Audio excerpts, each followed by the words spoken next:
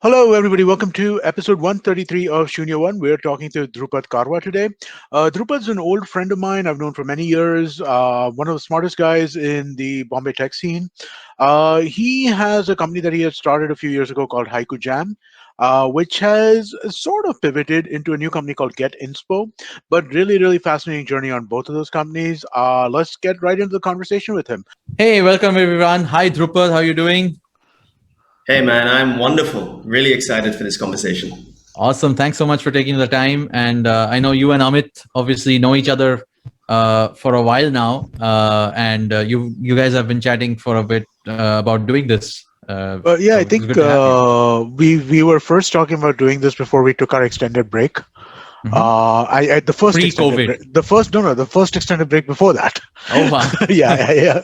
It's been a while, right? I mean, like Drupad was on, I think Cyrus's show, and at that point in time, I was like, oh wow, this is actually kind of interesting, and we were trying to figure out how we could get him on here, but we just weren't able to make it work. So glad we can do this. And of course, I am very interested to hear a little bit of backstory before we jump into what HaikuJAM obviously is and what the product does, because I hear you have a very interesting story of how you got to India, which Amit says is the biggest thing we need to know first to set the stage. Yeah, I've not thought about that story in a while, but looking back, it has been pretty wild. I think every startup story is pretty crazy, but ours has been like particularly chaotic, frenetic. So in terms of my story, I was born in India, but I moved to England with my family when I was like 2-3 years old, and have been pretty much there since, right? And then had the idea for HaikuJAM, which was our company's first product. We've just launched something new now, and we can talk about that later. But HaikuJAM, it's a social writing game where strangers all around the world write short poems together. We officially launched it in 2015, so been a number of years now. And the first couple of years, honestly, was just like tough, fun, wild. We were in the UK, had like no resources or funding, just bootstrapping, trying to figure things out, getting growth, doing events in like coffee shops and cafes, and that whole game. And then what happened was that we started to get this organic pickup, right, in pockets of Southeast Asia, India. And it was still like relatively small, but what was interesting is that most of the expression, the content, and the engagement was coming from those communities. Yeah. And we weren't we were just not able to figure this out immediately, like what exactly is happening. I think there's only so much you can understand from looking at a dashboard on your laptop, right? Like at some point, you need to be on the ground to figure out what's going on. So yeah, it got to the point where a few months in, we just couldn't ignore that like growth anymore. It was like there was just so much, even beyond the engagement. There was just so much inbound community love, right? A bunch of folks who were using the app were like copywriters in agencies or students at schools or colleges, and they were inviting us, right, for events. We were getting invited to literature festivals. Random journalists were just like picking up the app, playing with it, and reviewing it, and we were getting this press in the other side of the world. And so we decided to take a short trip for 3 months. I think it was at the end of like 2016, and where we just basically, just went between cities and ran these live jam sessions where strangers would come together in like little cafes or wherever, like, college campuses, office receptions, and they would write together on physical cards, right, over cups of tea, and it was lovely. It was really nice. And after that trip, went back to the UK, and we were just honestly just really energized and inspired, and we felt, we should really take this seriously and perhaps build from India. So we had zero network, knew nobody, and just got really good at cold emailing, right? And like doing things like tweeting collaborative poems at investors, sending cold emails to Asian investors. Most people obviously just didn't respond or like were politely kind of intrigued, but it didn't really go anywhere. But I ended up getting a couple of amazing responses. So I got an email from Sandeep Murthy from Lightbox Ventures, who actually, was gracious enough to reply. And he was just curious. I think he was really not serious about any kind of investment opportunity. but he was just like intrigued to, learn more. So I remember, I think I got the email on a Sunday, and he said, let's have a video call on the following Friday, right?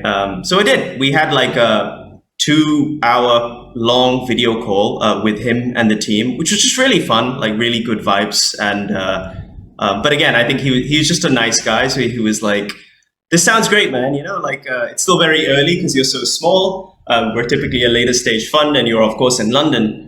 But yeah, if you're ever in Mumbai, just stop by. Like, we'll hang out and chat. And at this point, I was in this sort of very, aggressive kind of a mindset that, okay, all I need is like 3 meetings, right? And I'm moving out. I'm moving out of my apartment in London, and I'm just gonna take a one-way flight and head over. So it was literally a Friday, and on instinct, I was like, I'll be there on Monday. And he was like, smiling like, funny guy, right? Sure.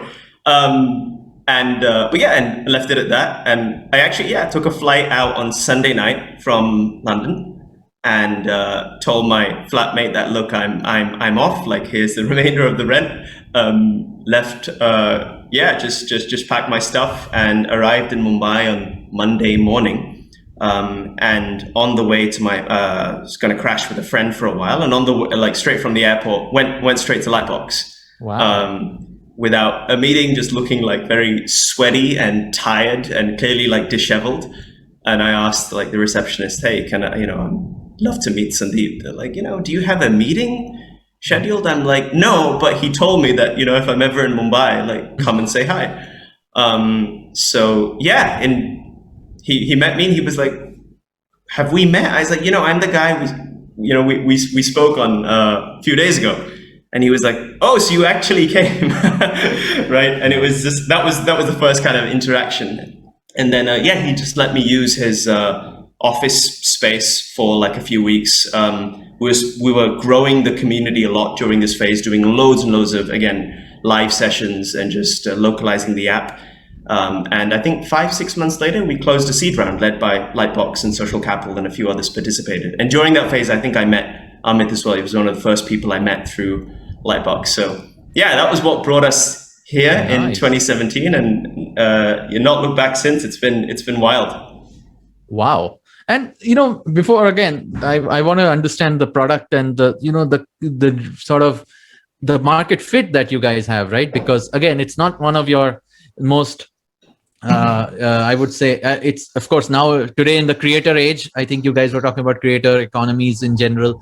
Now we know what that is, but probably 2017, it didn't exist much. I mean, this is pre-TikTok, this is pre all influencers beyond, let's say, a little bit of Twitter and Instagram folks. This is, and for your kind of community, which is like literature or I would say, folks who are actually genuinely creative and not just putting filters on videos.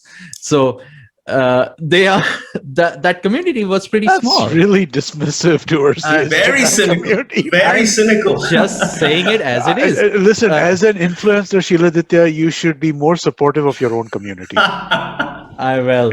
I'm just saying it as it is. I'm saying it with absolute respect towards folks who can actually write poetry or be creative like with words beyond the Twitter repartee. So that's what I'm talking about. It wasn't a community. It's a community I'm not so familiar with, I'll be honest. I don't know what it was like in 2017. What even got you into this in the first place? And what was that market fit which you discovered, like you said, in India and everywhere else? So in terms of the origins and motivations for the idea, funnily enough, I had the idea for HaikuJAM on the back of a failed startup idea, which was in the UK electricity and gas sector, right? So completely different universe. At the time, we were building like an automated system that would switch homeowners onto the cheapest available energy tariffs whenever their deals expired. So much more sort of rational, tangible idea. We won a hackathon, raised some money. We were moving really quickly, and we even were like in touch with the Prime Minister David Cameron at the time, because we needed some regulation to change to even work on the idea legally. Long story short, regulation didn't change, right? It takes a very long time, and we had to shelve everything and return money back to investors. And I was just feeling devastated, right? As any founder, you have these like lofty grand plans, and then you're suddenly back at square one. So HaikuJAM was born from a space of like pain in a sense, right? Like I was not like a true poet. Yeah, in many ways. I was like staying at my friend's place that summer in London at his house, and he was just like, I'm normally a jovial, pretty optimistic person, and I was just like, being quite pessimistic and just quiet, reserved. And he's like, look, let's go for like a cup of tea somewhere and get you out the house, and let's I don't like to see you like this. So then as the tea was arriving, I had this random idea, and there was no agenda at this point to build anything. I wasn't even thinking in the context of technology, but I thought it'd be really interesting if I like took out, I always have a like little notebook journal wherever I go. I love to write. And I thought it'd be interesting if I wrote the first line of a haiku poem. Now, haiku is this 3-line minimalistic form of poetry that comes from 16th, 17th century Japan. I've always found it just a fascinating form of expression.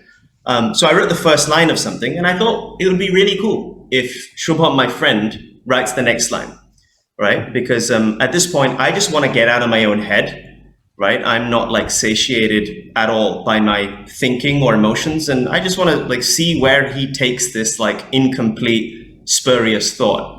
So yeah, he wrote the next line on paper, and then I wrote the last line. And for the next couple of hours, that's all we were doing, like in complete silence. We probably look quite strange to people like walking past, right? Just like writing these random little short form poems, collaborative, like micro stories. And at the end of it, firstly, it was just really fun, right? It was intriguing. It was really intriguing just to see how like the thought would be returned to me with so much nuance in a completely different direction, and take my mind in a completely different direction as well, and unlock a bunch of new perspective.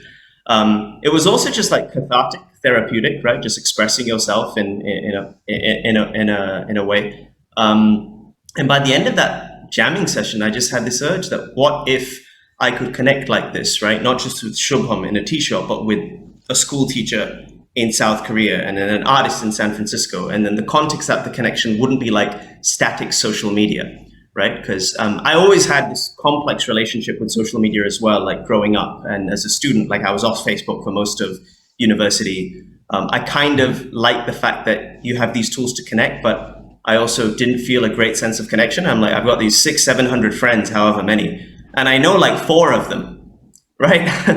And I don't know any of them really. And I don't really have this desire to like chat with them all every single day, but there is this genuine desire for like a meaningful form of connection. And creative writing and just creativity as a context, it's a really powerful way of bringing people together.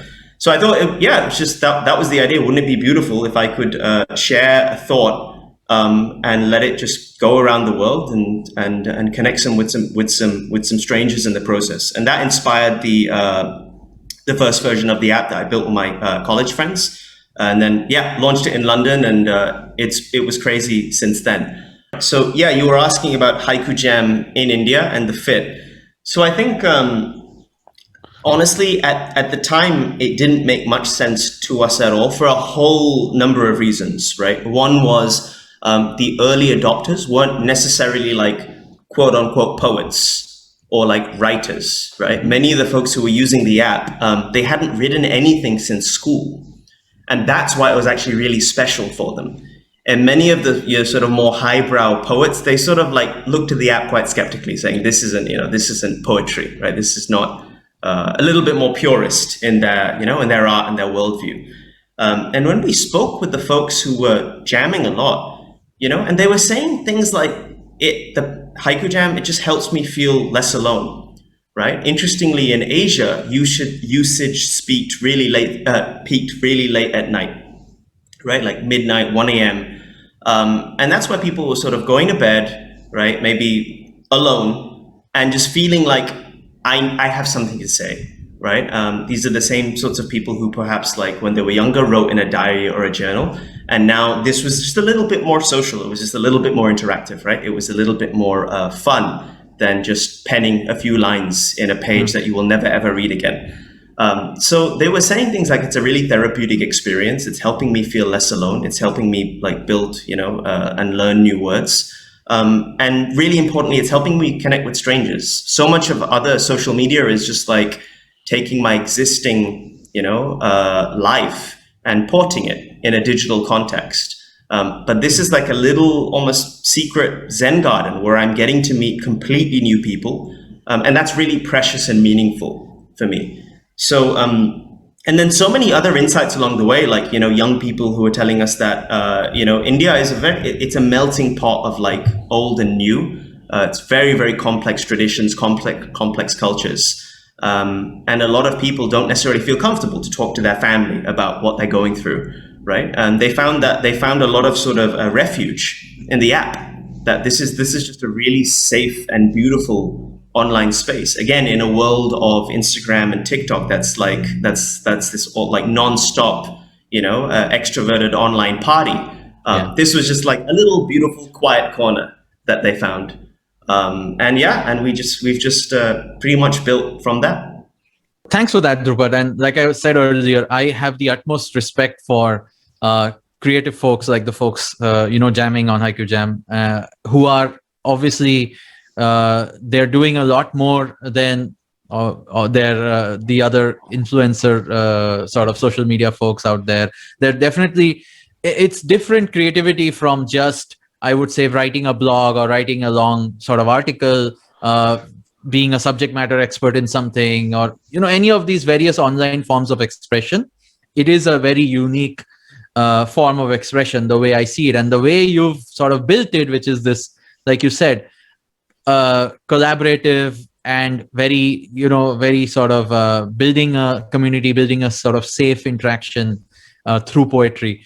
I think that's what I find fascinating. Again, and I'm saying this from a point of view of a complete layman who is, like I said, not so creative. This podcast is the most creative expression I have, beyond whatever Amit might say about my Instagram. So this is where I get my creative juices flowing, having conversations with folks like you, building cool products in the tech space. So, what's really interesting, Sheila, is that the way he's pivoted the business, right? In some sense, right? I don't know if pivot's the word that he wants to use, because HaikuJAM is still active and out there, right? But the way that they've kind of built on top of HaikuJAM, right?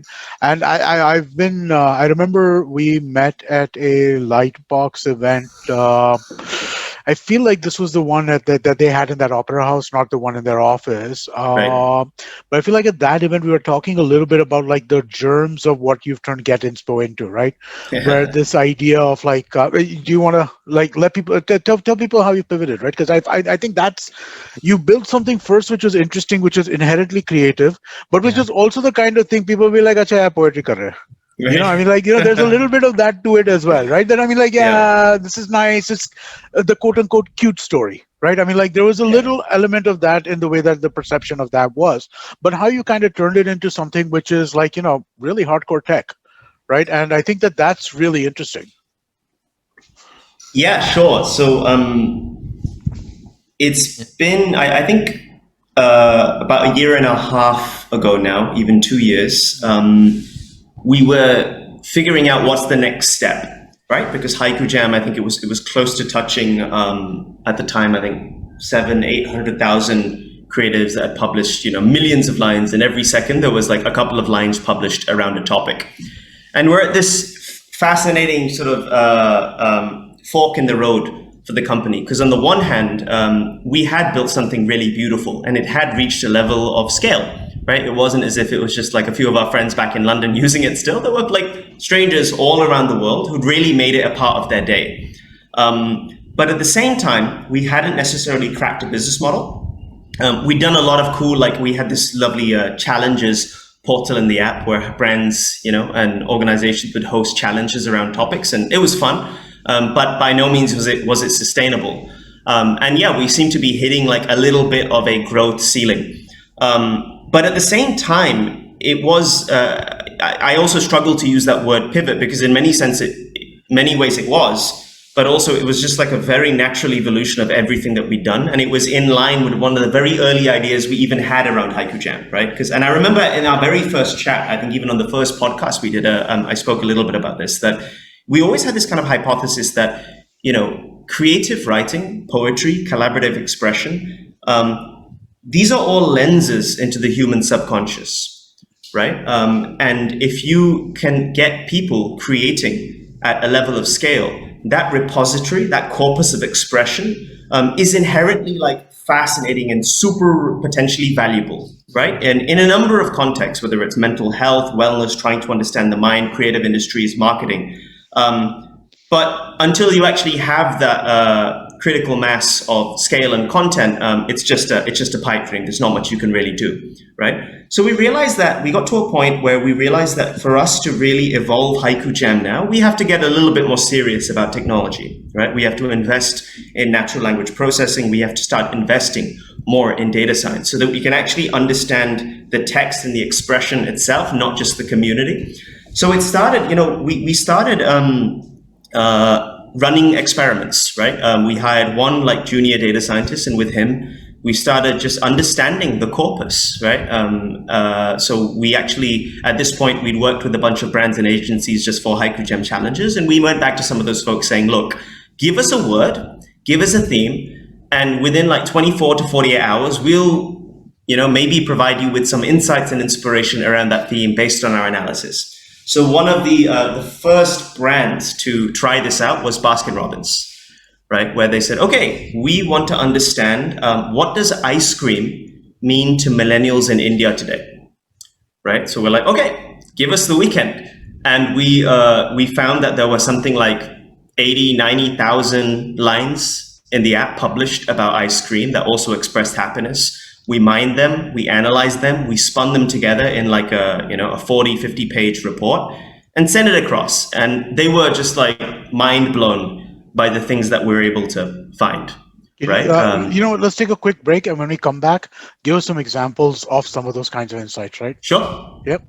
What was when you say you did analysis on all the, creative, I would say, expressions people did. What was the outcome? What was exactly what did you exactly extract? Was it like a sentiment analysis? How people do this on social media? They mine tweets, they mine posts, they do a bunch of things. What was it that you could do which sort of stood out or felt a little different from just what they would get from other sources?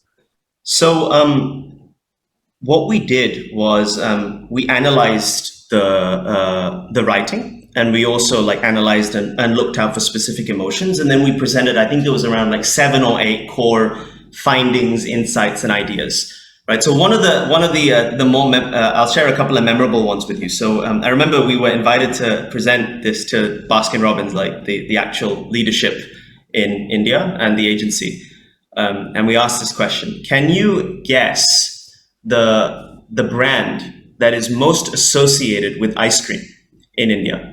And this was 2018, 2019 sometime, right? And everyone was like, Ben & Jerry's, right? Haagen-Dazs, Amul, whatever, Mother Dairy, all of these. Was. Right, and they were all wrong, because the brand that was most associated with ice cream, as per all of those jams about ice cream in HaikuJAM, was Netflix, right? Wasn't an ice cream brand. And the association was far stronger than any of the ice cream brands. And when we looked into the actual jams themselves, people were talking about how they'll binge on Netflix and binge on ice cream, right? Like Friday nights, people are no longer sort of hanging out at ice cream parlors in Bandra, right? They're just watching Netflix shows and eating ice cream. And now retrospectively, that makes a lot of sense, right? You're like, okay, yeah, cool. Of course, that's what sort of Gen Z millennial folks are doing. But at the time, that was still a pretty fresh association. Now, what's interesting is I don't think Baskin-Robbins India did anything about it. But within 6 to 7 months, Ben & Jerry's in the US, they did partnerships with Netflix. They launched a new line of Netflix ice cream called Netflix and Chilled. Or was it Baskin-Robbins US? I forget. But essentially they really leveraged that association. One of the two launched a set of vegan ice creams based on Netflix shows. and really, capitalized on top of that. And then Baskin-Robbins, the global brand, also a few months later did something, and we were like first to it. So that was just one example. Other little interesting things, because there's a lot of word analysis taking place, right? So we found that like in the jams, nighttime, there were like 3-4 times more nighttime associations than daytime associations. And yet all of the agency's creative for Baskin-Robbins was depicting like sunny days. Right, so it's almost like European in its articulation. Like people are eating ice cream together as families in ice cream parlors. And we're like, that behavior seems very different in India, right? Like people are either like binging on Netflix, or again, they're like with their girlfriend at an ice cream parlor at night, or hanging out with a bunch of friends after college. It's a night dessert. Yeah, it's a night dessert. That shift in association got the agency thinking differently about the way that they do creative. So these are just a couple examples of like so many more. And we, for the next, again, like I think 4 months or so, all we did was like produce these reports. So we produced a report for Chai Point, we produced a report for Dentsu, Spiker Jeans, and a bunch of others. And at this point, it was just getting really exciting, right? Like we were getting paid to make the reports, and the flywheel was sort of like running. But we always knew that we don't want to be a reports business. That's not what we're trying to do. This is still an experiment. And once we built enough conviction that, we have like a really, really fascinating corpus, and there's just a lot of, frankly, inspiration, even more than consumer research and insight. This just is really inspiring. This is something that you wouldn't necessarily get from a typical focus group or a consumer research group, which is also just infinitely more expensive as well, right? So then that's when we said, let's productize this. Let's now like take this very seriously. And this is when stage was set for our company's second product, which is called Inspo, which we just literally last week officially launched to the world. We spent over a year in private beta building it out. So it's been pretty intense. And Inspo, it's a search engine for inspiration. And it's designed to enrich creative thinking and elevate the start of creative processes. So the way it works is very simply, you will enter a keyword like coffee or ice cream or Royal Enfield or motorcycle, whatever. And then Inspo will basically gather inspiration from across the web. So not just HaikuJAM now. The very first beta version only used HaikuJAM. And now it taps into like some 25 plus sources. So it gathers, synthesizes, organizes inspiration from lots and lots of different creative sources around the web, like memes, videos, song lyrics, photographs, art, and so many more. And there's like, the list is just like increasing every week. And it also uses technologies like GPT-3 and associations from HaikuJAM to generate thought starters and actual, just creative inside the product, and does a lot more as well. But yeah, that's now like, so HaikuJAM, as Amit was saying, it's now like, it's just a self-sustaining community, and the company's focus is on Inspo, which is just out, and now like, we're gearing up for that journey. So it's been mad. I would definitely call that a pivot from a nighttime poet group app to a AI deep tech platform, I search engine. So I think that's called a pivot. The way that you articulate it, absolutely. But even when you go on the Inspo site and you play with the product, you can't help but see HaikuJAM in it. Right? Like we're very proud of that origin story and that corpus, which even got us here. So like HaikuJAM is still one of the core streams. The AI generative features all still rely on creative association from HaikuJAM.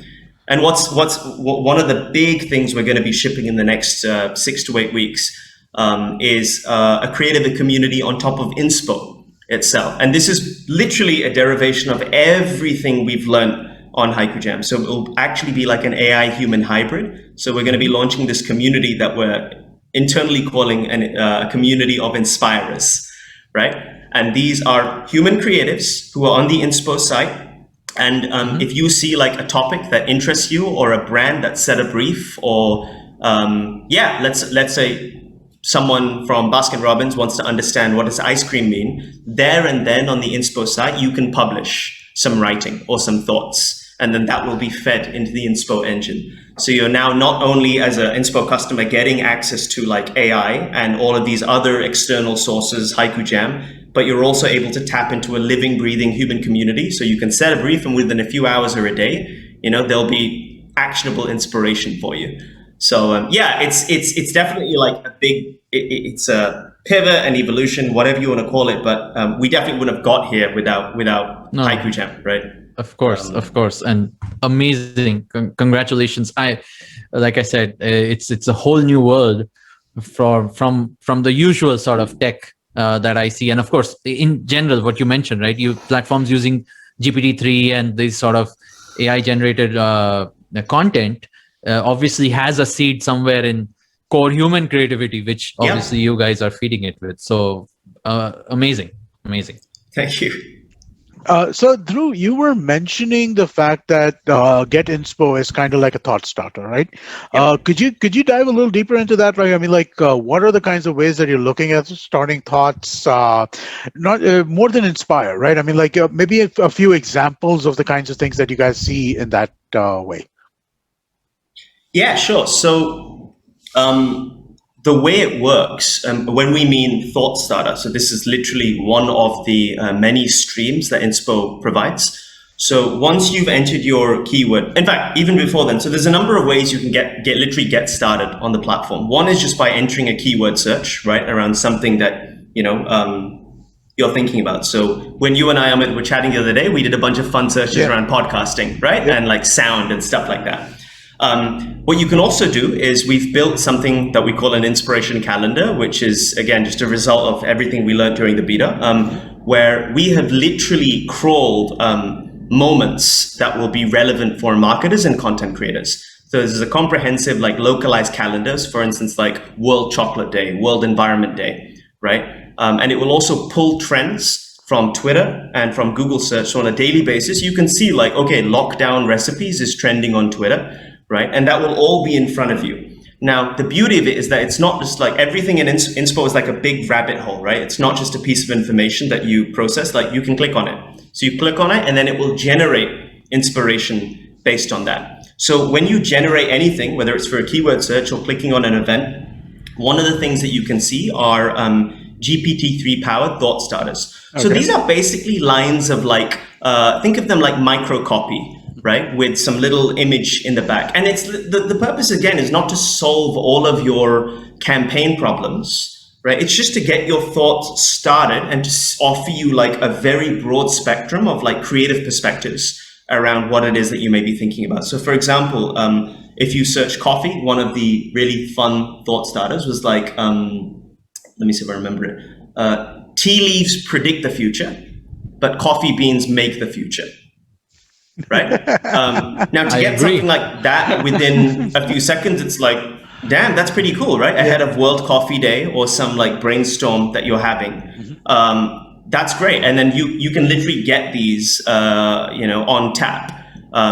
And it's really unhinged. Like sometimes they'll make tons of sense and they'll blow your mind. Sometimes they'll really like don't make any sense at all because AI is still not that as sophisticated as people make out. But that is just one of the many streams. So that like, you have the thought starters that are generated. Then there's just a lot of sort of intelligent curation that's happening. So Inspo will tap into like tweets or Reddit posts, right? Or movie lyrics, movie scripts. And wherever there's a mention of coffee, right, in an interesting context, it will pull it, synthesize it for you and say, hey, Amit, you also may want to think about this scene in Dead Poet Society where this person was drinking coffee. It's like, okay, cool.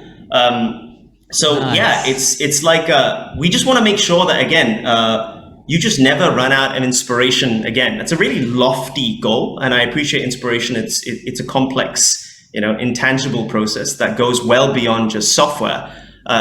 But the purpose is like you will search for anything, any topic, any wild, thing that you want to think about, and Inspo will gather inspiration around that, and then it's on you as a human to synthesize that and go from there. I thought the demo when I saw it, right, I saw it a few weeks before you launched, I think, right? But at that point, I was just like, I thought it was really interesting, especially for areas where you need to be creative on demand. Yeah. Right? Today's social media, you have to be creative on demand, right? I mean, like whether it is like, reacting to what's happening in the world, reacting to like some meme that's going around in the world, whatever that may be, right? You have to be able to kind of like figure out a way to approach that from your own angles, like in a real-time situation. And so I thought that this was a really interesting way to kind of approach that. Yeah, exactly right. That was one of the big customer insights for us as well during the beta, that, you know what, ultimately we're living in a world that is literally demanding around the clock creativity, right? But it's also a world that's not necessarily supplying you with the raw material and the fuel required to come up with that creativity, right? So creatives, I mean, I find that like, out of all the people I speak with, most creatives and advertising agencies are absolutely burnt out and exhausted, right? Because everything is urgent. Every client wants something on the day or the next day, right?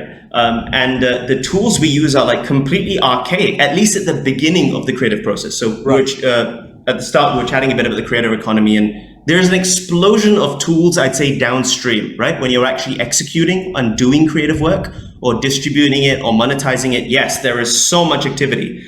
But when it comes to the very first part of the process, which is literally ideation, thinking, there's like nothing, right? Most people are still using Google. Yeah.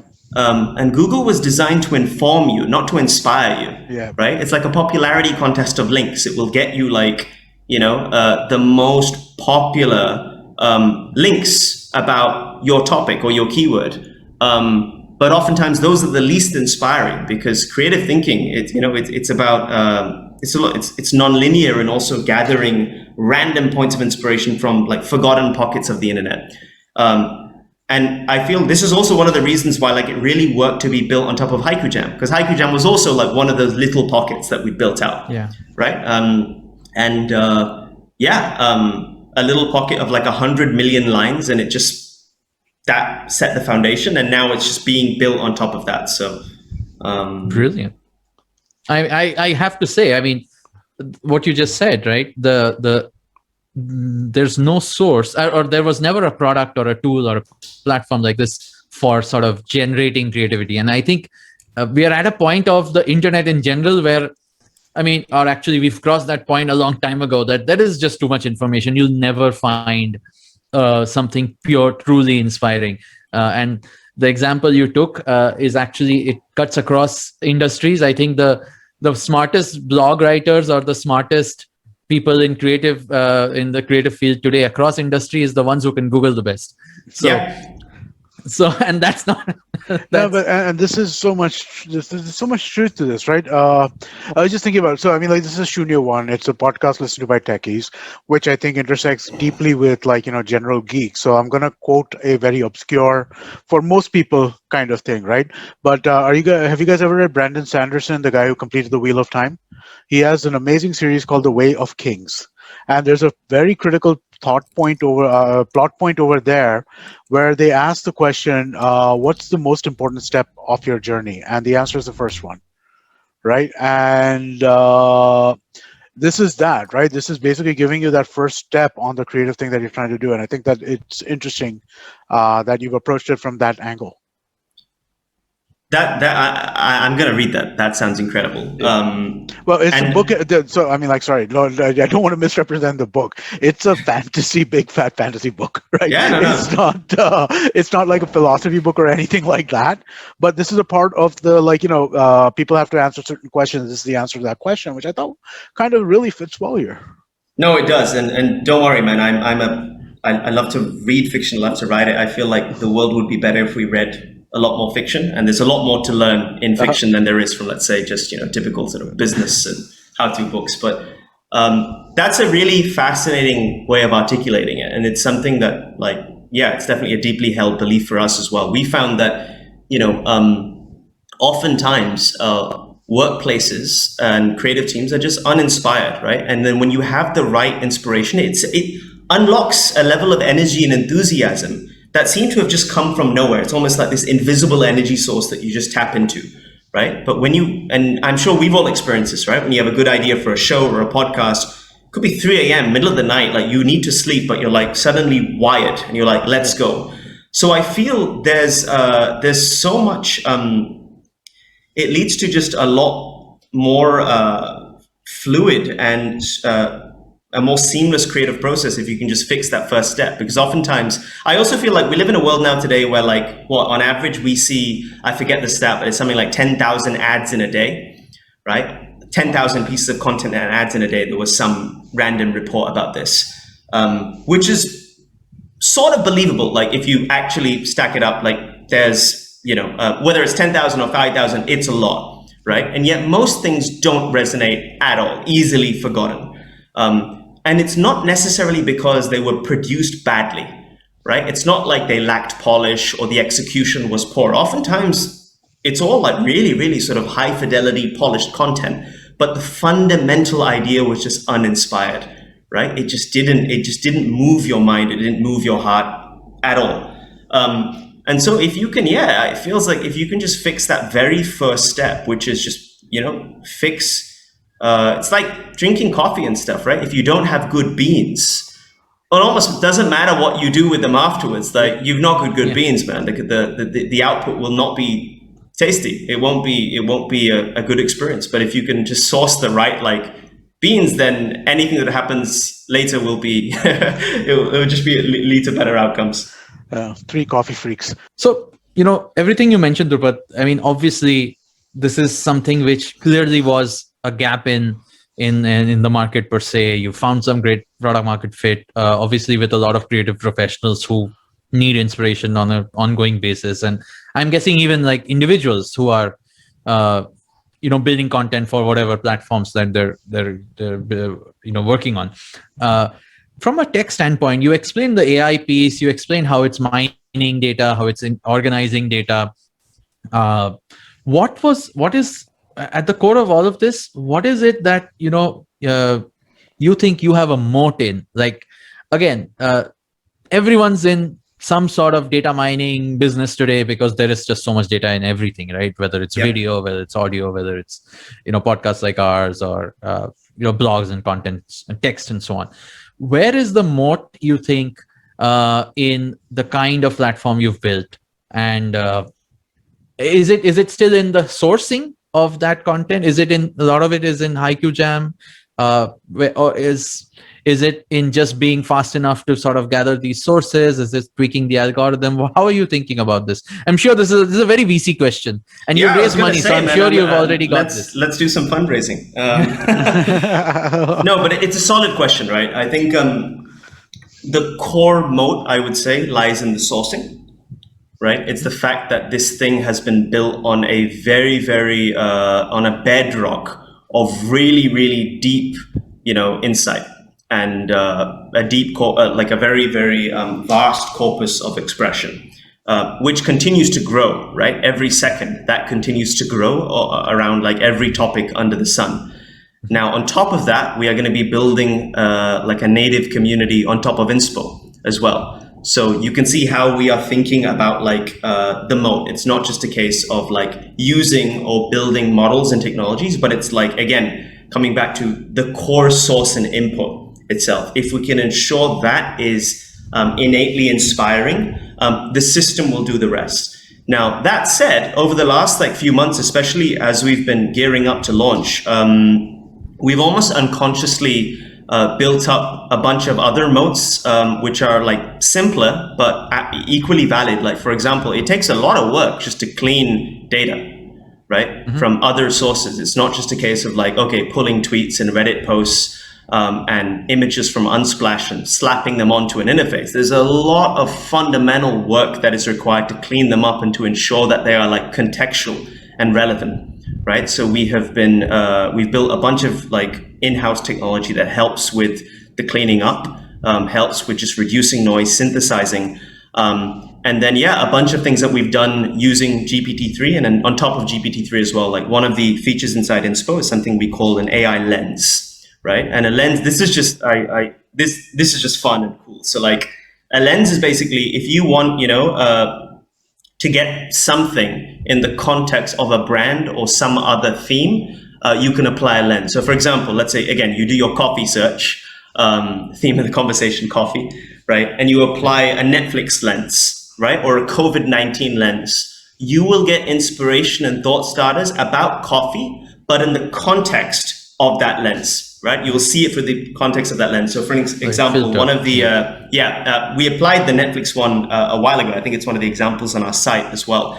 So if you apply a Netflix lens, one of the first thing that Inspo as a thought starter shared was nothing beats a dark show with a dark roast. Right, which is really cool. It's like, damn, it's identified mutual associations and it's brought those two worlds together. So this stuff like took a lot of like custom work, not just applying like APIs and algorithms. Of course. So I feel like the core moat is definitely around the content, but then there is every single day we're making like 1% improvements to the platform that compound over time. Right. So and then on top of that, I still, again, all the experience of HaikuJAM, you can't forget that, right? Like community and brand is a big moat as well. So many people, in fact, who used HaikuJAM went on to start writing apps afterwards, right? Nice. Which were nothing like HaikuJAM, right? Because it's like, it wasn't in the DNA, right? Like HaikuJAM was special, not because of its mechanic, not just because of the beautiful design of the app and bringing people together, but it's because it reflected a very, very deep insight and view of the world that we were obsessed about and we like stuck at for years, you know? So I feel like the same case with Inspo, that not one thing is your moat. There's always some core aspect to it, but then it's like, how does that compound and how you really fortify and play to your strengths as well? Like random thought that came to mind when Amit, I showed you the product a number of weeks ago, a month or so before launch. I remember I was chatting with you. We were still in a B2B kind of a mindset, right? Like we had an individual tier that any freelancer or anyone could use and pay for on subscription. But we also had this like inspired brand and inspired agency tier that was like a few $100s a month. We took a very, it wasn't a difficult call, but maybe it should have been, like, because we had revenue, like good revenue coming from those streams. But before our launch, we turned it off completely.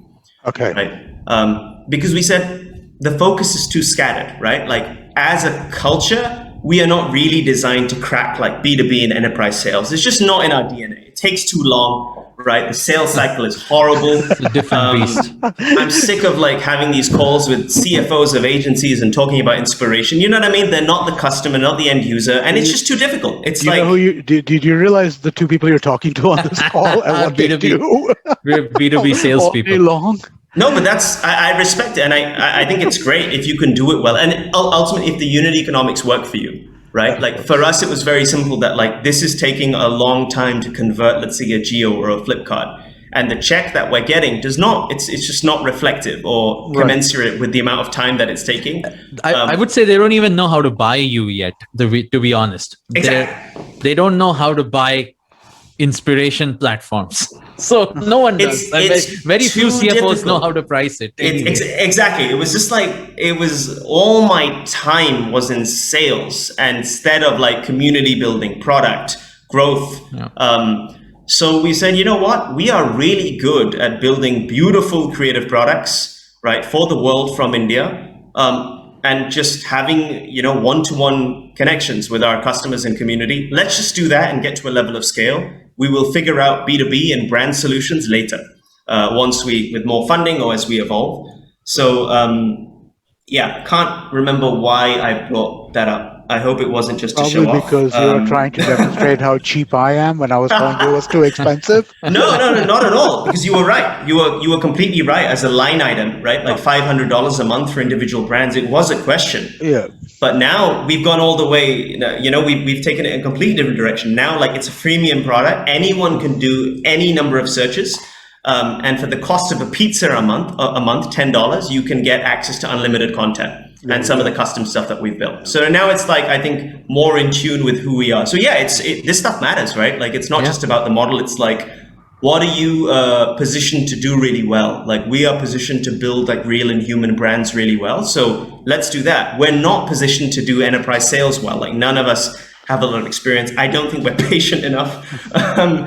We'd rather be, instead of having those 10 phone calls with a CFO, I'd rather have 10 calls with like a customer, right? Yeah. And say, how do we make this better for you and 1,000 other people? So nice.